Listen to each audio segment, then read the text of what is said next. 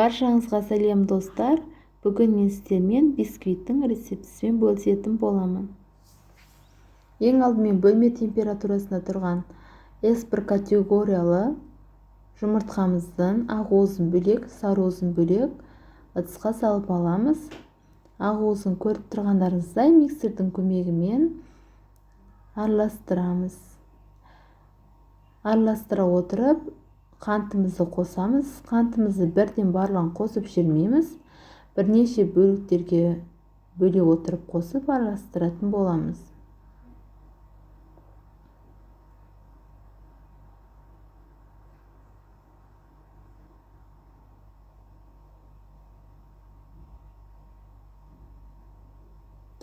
Міне достар, дәл осылай көріп тұрғандарыңыздай аппақ түске еніп, қою болып шығады. Міне көтергенде де ешқандай ағып кетпейтіндей болып қоюлатып аламыз. Енді ақуызымызды шетке қойып қоямыз. Сарыуызымыздың үстіне сұйық майымызды және де сүтімізді қосып, венчиктің көмегімен жақсылап араластырып аламыз.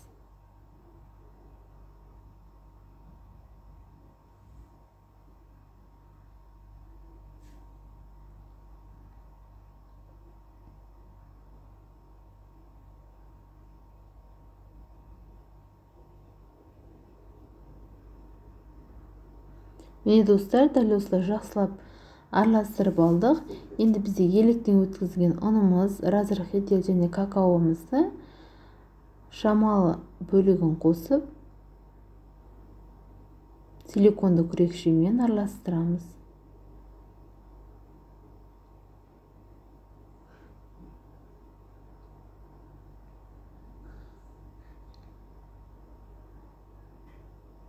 Енді кезекте біз ақуызымызды қосамыз.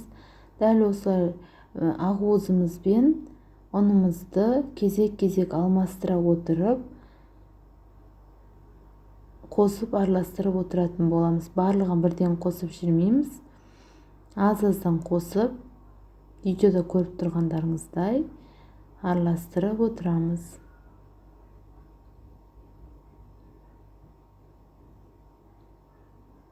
Осы кезде біз алдын ала пешімізді қыздырып қоямыз 180 градуста.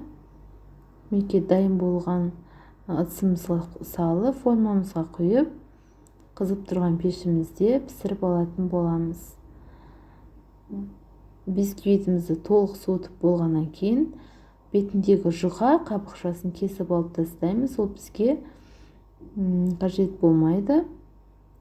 Енді бисквитімізді мен жан-жағын пышақпен туралап алдым. Және де көріп тұрғандарыңыздай жіптің екі шетін айқастырып тартып қалсаңыздар, бисквиттің ортасы тура кесілетін болады.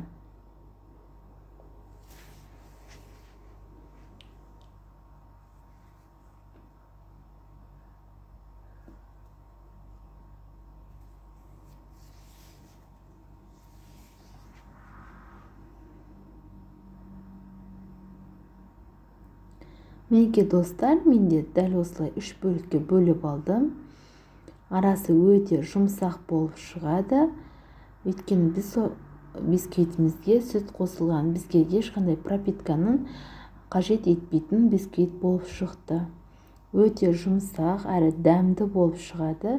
Қалаған торттарыңызды, қалаған кремдеріңізбен жасай берсеңіздер болады.